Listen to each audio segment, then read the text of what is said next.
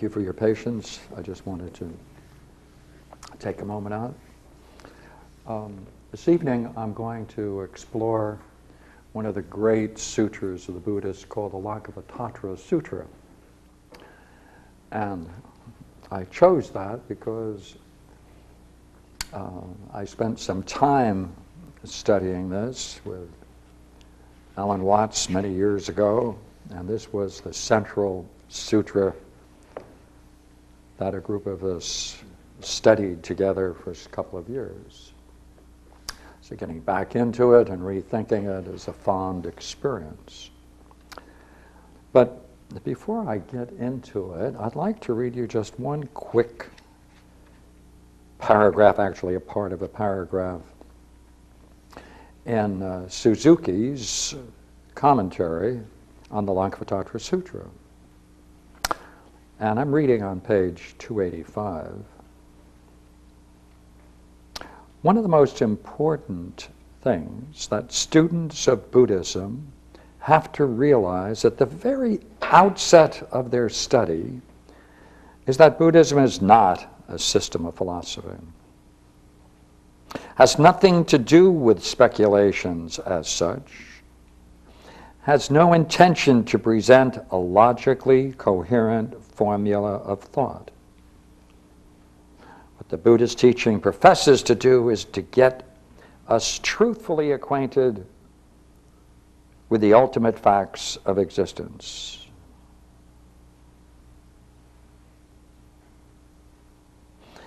It requires us firmly to grasp facts based on personal experience. Once this is attained, including intellectualization and theorizing and philosophizing will follow by itself. So that's the way it starts. Right? It's not a logically coherent system. As a matter of fact, if you try to read it that way, you will realize quickly that it doesn't have an ordered structure. It doesn't have an ordered structure. It doesn't proceed with any grand design. The whole isn't captured in a series of integrated parts. Rather, it takes its subjects as subject matters, separate, distinct, and then pieces them together in at times, a random order, because their intention, and therefore, is not to present a logically coherent formula of thought. That's quite right. They didn't do it. What they did do is something else, so that's what I'd like to get to. What is the Lankavatara Sutra? It's going to present one idea, and it only has one goal. It wants to get to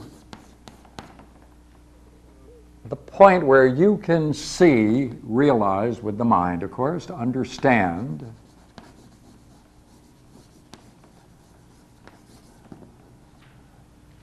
just one idea, that everything includes everything, excludes nothing. You have to understand that all is nothing but mind.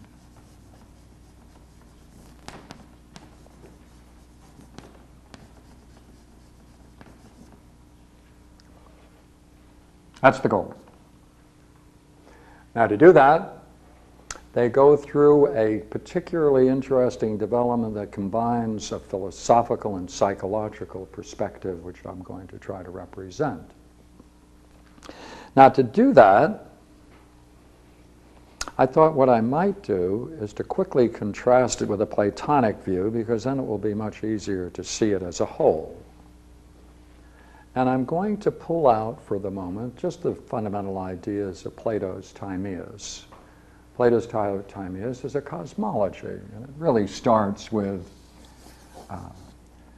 there is a God, a demiurgos, right? Ergos is to work, right? A demiurgos, and God, a maker. Ergos is a maker, a worker. Demi is a God. It's a God that produces. And in order to create, he first, of course, must look upon himself and using that as a model, create the universe. So therefore, in the mind of God, as it were, there is a model. This model then becomes the basis that the Creator then creates the universe. And therefore, its beginning and end, right, cycles again and again and again, is already contained seed-like in the model.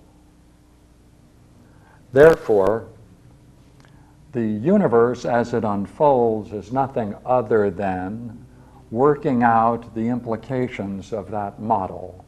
The entire thing, therefore, in the mind of God is a model, and one interesting word will capture the whole thing. If you have a model that includes everything as a whole, simultaneously, a simultaneous whole,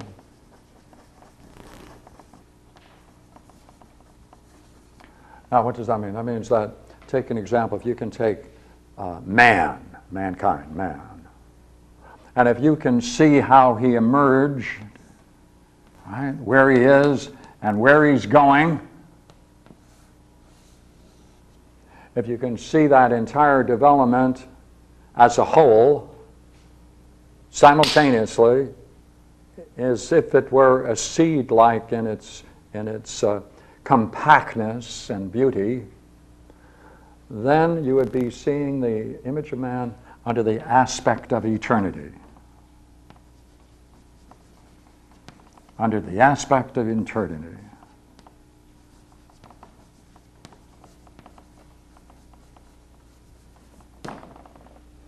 Therefore, the whole thing is there in all of its completeness.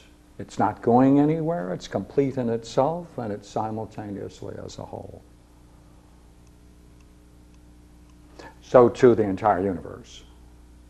Through all of its forms, it's all compact together in a model. And it's this, in the mind of God, therefore creation is nothing but God reflecting upon the idea in his own mind, that's the model, and which that is used then with the skill of creation produces the entire universe from beginning to end as it cycles its way on and on. Now, with that in mind, simple as it is, I'm going to now take the Lankavatara Sutra and read into it. Now, if you could, let's picture this for the moment. A moment, look here. Suppose it was possible to be able to, in some way, catch a glimpse of this most directly. Then it's not active, it's complete, it contains everything, it contains all the forms that are there. It naturally, since it's not doing anything, it's simply reflecting them, much like a mirror would. It contains everything, only in a simultaneous whole.